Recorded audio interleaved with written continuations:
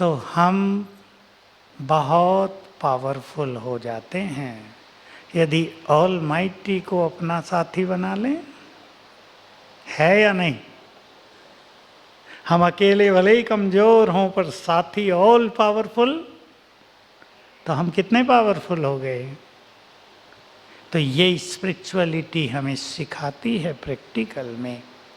हम अपने अंतर चित्त को प्योरीफाई करते चलें, क्योंकि ये जो वेस्ट थिंकिंग है ये हमारी शक्तियों को खा रही है, नष्ट कर रही है। मैं दो बातों पर आपका बहुत ध्यान खिंचाना चाहता हूँ। चाहे पावरफुल बनना हो, चाहे हमें अपने जीवन को सुखी करना है, चाहे आजकल जो वर्तमान में कुछ चीज़ें आ रही हैं संसार में और वो बहुत मनुष्यों के साथ आ रही हैं, उनसे हमें लड़ना हो। जैसे कैंसर बढ़ रहा है। मैं आपको एक उदाहरण बताऊं।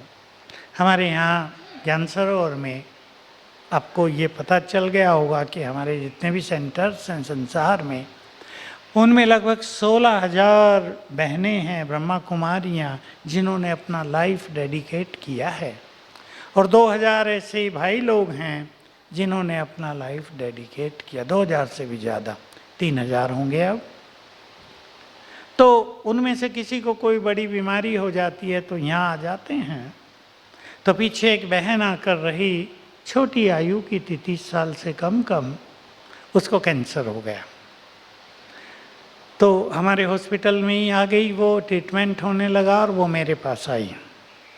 अभी मेरा काम था कि उसको इतना पावरफुल बना दूं कि वो ये भूल जाए कि उसको कोई सीरियस बीमारी है और उसके साथ कुछ हो जाएगा, उसका फ्यूचर क्या होगा। मनुष्य अनेक तरह की चिंताएं कर सकता है। तो मैंने पहली चीज़ उसको सिखाई कि तुम्हें अपनी खुशी नहीं खोनी है। और ये कैंसर कोई बहुत बड़ी चीज़ नहीं है, जैसे बुखार आता है उतर जाता है, ये भी आया है और उतर जाएगा, डोंट वरी। वो स्ट्रांग हो गई बहुत ज़्यादा। मैंने उसको कहा तुम्हें मुस्कुराना है, तुम्हारी मुस्कुराहट देखकर ये कैंसर भाग जाएगा। टीचर बहनें बैठी हैं, सब ध्यान से सुने। मैंने उसे कहा तुम इतना मुस्कुराना कि तुम्हारी मुस्कुराहट के सामने ये कैंसर परास्त हो जाए और किसी को पता न चले कि तुमको कुछ हुआ है। तैयार कर दिया उसको। भूल जाओ कैंसर, नहीं तो मनुष्य कैंसर कॉन्शियस हो जाता है। सारा दिन जिससे मिलेगा ये वो, कैंसर हो गया, क्या हाल है भाई, ठीक होंगे या नहीं होंगे, इसका इलाज कराओ, उसका कराओ। उसको स्ट्रॉन्ग कर दिया। उसको कीमोथेरेपी भी हुई, 8 हुई, उसको कोई कष्ट नहीं हुआ, सिवाय इसके के बाल चले गए, वो तो फिर आ जाते हैं, और बिल्कुल ठीक होके यहाँ से गई। हम सब अपने को इतना स्ट्रांग बनाएं कि जीवन में मुस्कुराना सीख लें। मुस्कुराएंगे? अब तो दूसरों को मुस्कुराहट देने वाले हो। आपके क्लाइंट्स आपके पास आके मुस्कुरा के ही तो जाते हैं या नहीं? आप उनके हल्का कर देते हो, मुस्कुराते हुए चले जाएं, हम भी मुस्कुराएं। एक धारणा बहुत सुंदर शक्तिशाली बनने के लिए वो सबको अपना लेनी है। काम चाहे कितना भी हो, टेंस नहीं होना है। और इसके लिए एक सुंदर जीवन की धारणा है, इजी गोइंग नेचर, सरल स्वभाव। इसको सभी पक्का कर लें, यहां से पक्का करके जाएं। नहीं तो क्या होता है, बात बड़ी नहीं होती। मैं ये बात हर क्लास में सुना देता हूं क्योंकि मुझे इससे सबसे ज़्यादा फायदा हुआ जीवन में। बात बड़ी नहीं होती, हम सोच सोच कर उसे बड़ा कर देते हैं। इससे हम बहुत वीक हो जाते हैं। इसको अपने जीवन में ले लें आप आज से। कोई भी बात बड़ी नहीं है, बड़े हम हैं। मनुष्य क्रिएटर है, मनुष्य के पास हर चीज का सॉल्यूशन है। बड़े हम हैं, पावरफुल हम हैं, बुद्धिमान हम हैं। बातें बड़ी नहीं हैं, आई हैं जाएंगी। दूसरी बात, कोई भी चीज मन में होल्ड करके नहीं रखनी है। बहुतों ने कई चीजें होल्ड कर ली होंगी, नहीं करनी है, रिलीज कर दो। आज बता दो 2-4 बात, अगर आप बुरा न माने। शादी हुई थी, पत्नी छोड़ के चली गई। अब उसकी 5-7 बातें इधर पक्की हैं, वो निकलती ही नहीं हैं। जो युवक भी बैठे हैं, मैं उनको एक सीक्रेट सुना देता हूं, ध्यान देना। क्या सीक्रेट है? हमारा हर थॉट, हर विचार एनर्जी जनरेट करता है, एनर्जी पैदा करता है। हमारे हर विचार में क्रिएटिव एनर्जी है। आपने कोई बुरी चीज इधर रख ली तो क्या फैलेगी उससे? बोलो, नेगेटिव एनर्जी। आपने अपने घर में कोई गंदगी की चीज रख दी, बदबू फैलेगी ही। कितनी भी अगरबत्ती जला लो, बदबू फैलेगी। कोई बुरी चीज होल्ड करके दिमाग में रख ली, उसकी बैड एनर्जी न जाने अंदर क्या क्या डैमेज करेगी। इसलिए होल्ड कुछ भी नहीं करना है, रिलीज करते रहें, वर्तमान को एंजॉय करते रहेंगे, फ्यूचर भी ब्राइट हो जाएगा, ब्यूटीफुल हो जाएगा। और तीसरी चीज मैं आप सबको कहूँगा, पास्ट को भूल जाए। इसी से जुड़ी हुई बात है। पास्ट में न जिए, जो कुछ हो गया हो गया, हो गया, पक्का कर दो। हमारे यहाँ जब होली त्योहार आती है तो बाबा ने हमें यही सिखाया था, होली होली पूरा हो गया, फॉरगेट द पास्ट। क्योंकि पास्ट में अगर मनुष्य रहता है तो उसका वर्तमान भी कड़वाहट से भर जाता है, भविष्य पर उसका बुरा असर आता है। इसलिए किसी ने आपसे कैसा भी किया हो, बहुतों को क्या रहता है, मैंने इन लोगों के लिए इतना अच्छा किया, इन्होंने मेरे साथ क्या किया। सोते उठते वही याद करते हैं।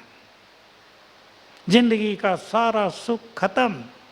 आज भी मेरे पास ऐसे ही कोई लोग आए, हमने जिन फ्रेंड्स के लिए बिजनेस में ये किया, आज वो हमें धोखा दे रहे हैं, हमें बहुत बुरा लग रहा है। मैंने कहा बुरा नहीं लगे, आप अपनी उस विशेषता को याद करके खुश रहो। हमने अच्छा किया, हमारी अच्छाई हमारे साथ है, वो पुण्य हमारे साथ है। तो पास्ट में नहीं रहना है, नहीं तो पास्ट की स्मृतियाँ, वो मेमोरीज हमारी शक्तियों को खाती रहेगी। तो ठीक है, आप सब तो वैसे भी पावरफुल होते हैं, आज से और पावरफुल। और एसेंस में ये याद रखना। आ जाओ आगे, तो आ जाओ आगे, आ जाओ आगे, आ जाओ थोड़ा आगे आ जाओ। अभी टाइम हो गया है। भाई इनका क्वेश्चन है, ब्रह्मा बाबा जब थे यहाँ, मैं भी था, मैंने उनके आगे ही मैं डेडिकेट हुआ था, उनका कुछ अनुभव सुनाओ। बाबा एक महान तपस्वी थे, संपूर्ण वैराग्य ले लिया था। जिस दिन से अपना सब कुछ छोड़ा, पैसा देखा नहीं था। हंसी का अनुभव सुना देता हूँ। बहनें थी छोटी छोटी, बाबा से मजाक किया करती थी। उन दिनों आपको पता हो, 1 पैसे का सिक्का होता था जो बीच से कटा हुआ भी होता था, तांबे का। तो छोटी कन्याओं ने सोचा आज बाबा का मजाक बनाएंगे, ले गए। बाबा देखो ये क्या है, बताओ ये क्या है। अब बाबा उसको पलट पलट के देखे, ये लगता है नलके का वासर है, डालते हैं ना वैसा। तो वो हंसने लगी कि नहीं बाबा ये 1 पैसा है। तो बाबा ने कहा देखो भारत कितना गरीब हो गया, तांबे का पैसा बनाया, उसको भी बीच से काट दिया।